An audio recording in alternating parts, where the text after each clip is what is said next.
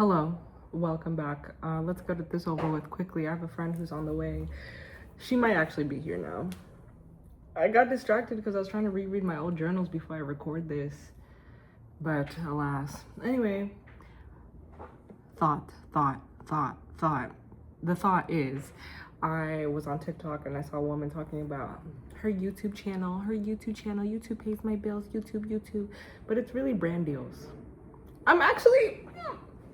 While we're here, I'm actually really tired of people saying a social media platform is paying their bills when really brand partnerships are paying their bills to whatever platform they decide to post on. YouTube is not paying you. Facebook is not paying you. Instagram is not paying you. LinkedIn is not paying you. TikTok is not paying you. Brands are paying you to use your platform to advertise for them. You are a marketer. You are a brand ambassador online. Ugh, the misrepresentation. But anyway, she said it took 1.5 years for anything to happen on her channel. Hello, me, 1.5 years from now. I got some inspo because I watched, what's his name? I Show Speed's like scheduled YouTube video to himself in the future when he only had 5.9 thousand. Only, as if, girl, I don't even have 59, so what am I talking about? 5.9 thousand subscribers. He now has 59 million.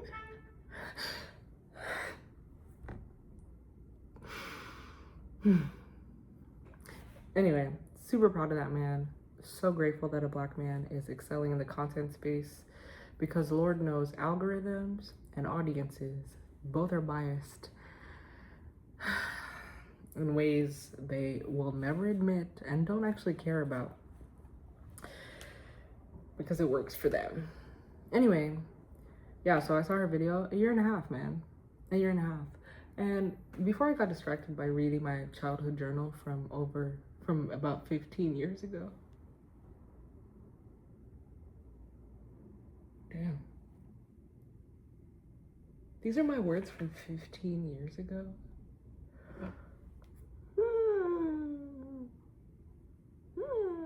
Anyway, it's just terrifying because a lot of the stuff I read is like, girl, you're still dealing with the same problems. You're still stressed about the same stuff. And you still have the exact same thoughts. Oh, I remember Mrs. Occasion, shout out, my teacher said one time when we were in class to the class, she's like, you know, getting older is interesting because your body ages, but your mind is still in the same place. I messaged her on LinkedIn last year because I was like, I want you to know that I think about that very often. And here I am thinking about it again. What a powerful thing to say. And I'm sure most people in the class don't even remember her saying that. I don't know if she remembers saying that.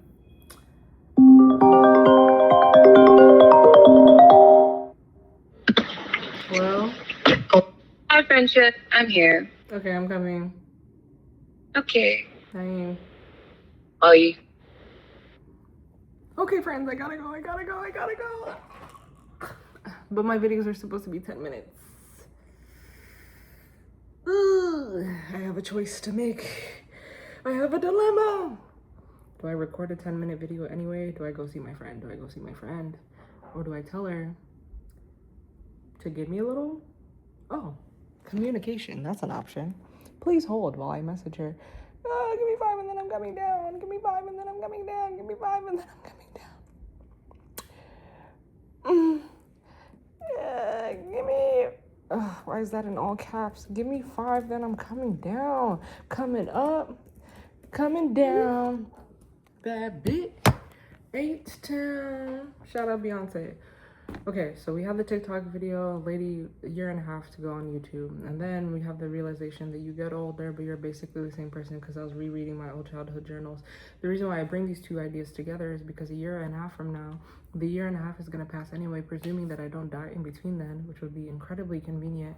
But we know that God has me here for whatever reason.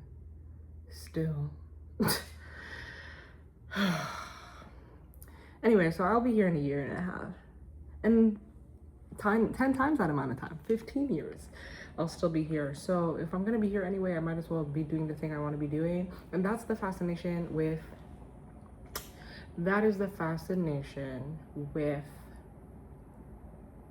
short-term rewards, because it's actually stupid. Because, you know, the reason I say this, and 15 years ago me said this, oh, dopamine short-term rewards. Well, girl, we're still struggling with dopamine short-term rewards. The short-term reward actually isn't a short-term reward. Can we talk about that? The long way is the shortcut. Because if I just done the things I needed to do 15 years ago, instead of starting, finding a new path, trying to take a shortcut, I would have them by now. And I said that in my previous 2 videos because it's really rocking my world. But did I spend today learning from my mistakes? No. By the way, my parents taught me knowledge is power. They were wrong. Applied knowledge is power. What is applied knowledge? Learning. What is learning? Taking the same situation and acting differently. If you know something and you don't change your behavior, you have learned nothing. It's just floating knowledge. It's not learning. Learning shows up in your behavior. And today, I still chose short-term rewards, aka distractions, avoiding my feelings, etc., instead of making progress on the thing I need to do. And I'm so glad that I get to talk to you about it, because maybe a year and a half from now, I can be on my little iShowed speed. I really can't, because I actually don't care about content as much as he does. I'm not about to be doing a world tour and live stream. No. He deserves what he got because he put in the effort, he put in the work. I'm not putting in that much work. We're just gonna yap every night. And I don't even do that consistently. I can't even get 10 minutes of yapping down. And I'm sitting here, oh, I wanna be a YouTuber. I wanna be a YouTuber. I mean, technically I am. I'm getting new subscribers. Even though I still have 0 views on many videos. But the thing that TikTok lady said in her video is the fact that for a year and a half, nothing. And then it hits. And what's crazy is I saw someone on LinkedIn say the same thing about Substack, posted into the void for a year and a half. So I'm like, oh, a year and a half seems to be this sweet spot where I don't know if the algorithm is testing if you're legit or like, actually, what is it?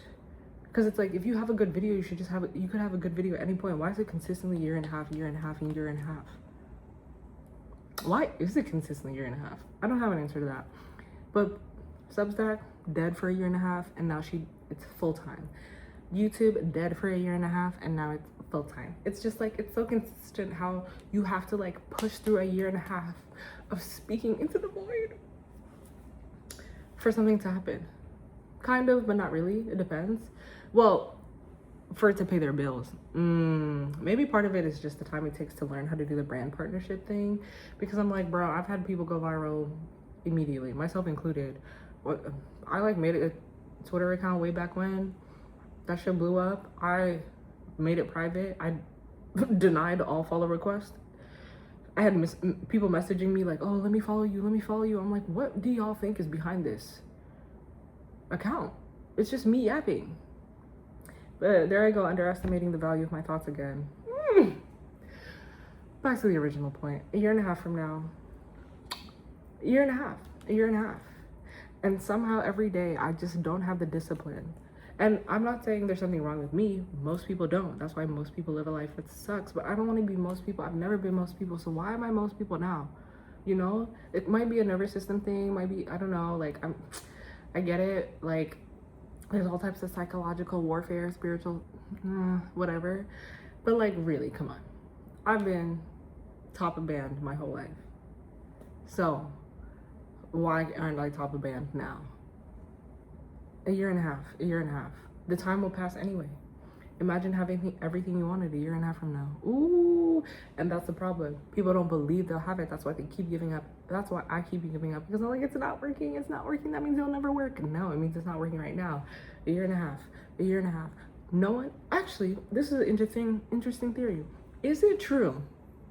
Start using TV courtroom talk. Is it true that everyone who consistently did something, whether it be trying to work out, trying to make content, trying to learn a new skill for a year and a half, and actually did it consistently, because Lord knows people think they're consistent and they're not. I just realized I haven't done my full body workout in 6 weeks. And guess who skipped working out today again?